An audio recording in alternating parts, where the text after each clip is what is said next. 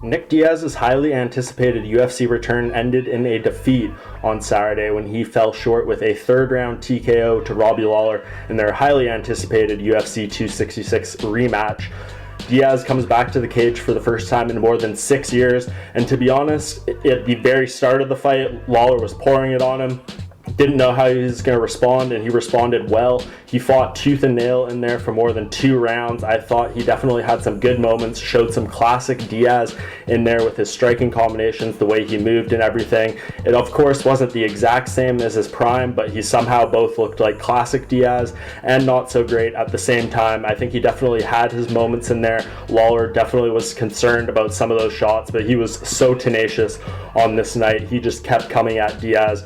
Hits him with a hard shot that makes Diaz fall back to his back.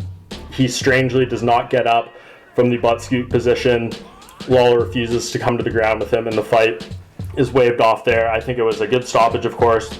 If Diaz is not wanting to continue, you have to step in at that point. But it was a little bit surprising to see it end that way. Of course, the first time Diaz has been stopped in a fight in more than 14 years, so we never really expect that to happen. But it leaves a lot of questions. Of course, he had an interesting post-fight interview in the octagon with Daniel Cormier, talking about how he felt he had this coming. He was off for so long. There was obviously a lot of drama leading up to this fight, so you just kind of wonder what kind of space Nick Diaz is in right now. I mean, where does he go from here? Does he compete at middleweight? Does he compete at welterweight? What kind of matchups can you give him? You kind of scan over the roster. I don't think anything in the top 15 of either of those divisions is particularly compelling. I think for the first time ever on this video, I might just call no prediction. I don't know who he's going to fight. I'd be curious to know who you guys think Nick Diaz should fight next. Definitely leave some options in the comments below. But for me, you just wonder what the future holds. I hope the best for Nick Diaz, and I think there is just no way to say he should fight this person particularly or that person